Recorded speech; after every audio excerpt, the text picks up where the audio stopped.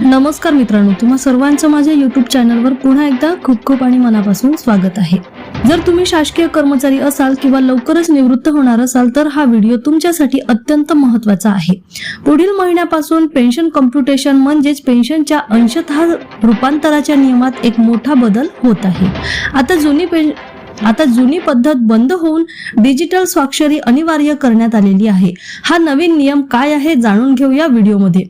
मुख्य बदल काय? पुढील महिन्यापासून नवीन नियम लागू। सरकार पुढील महिन्याच्या 1 तारखेपासून पेन्शन कॉम्प्युटेशनचे अर्ज पूर्णपणे डिजिटल करत आहे।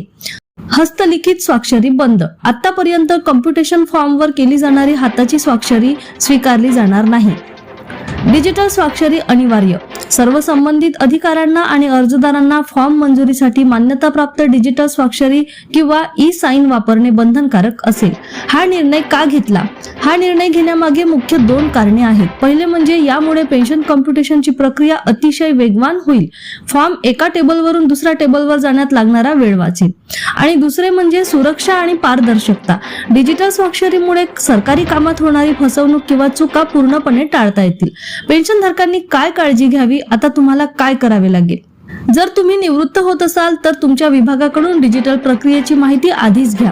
तुमचा मोबाईल नंबर आणि आधार कार्ड अपडेट ठेवा, कारण ई-साइन साठी OTP तुमच्या नोंदणीकृत क्रमांकावर येईल। डिजिटल सबमिशन करताना सर्व माहिती अचूक भरल्याची खात्री करा, जेणेकरून तुमचा कॉम्प्युटेशन क्लेम अडकणार नाही।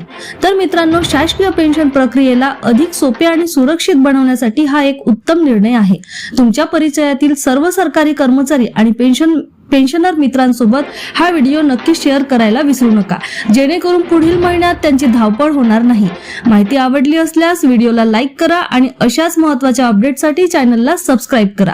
पुन्हा भेटू एका नवीन अपडेटसह नवीन व्हिडिओमध्ये। तोपर्यंत धन्यवाद।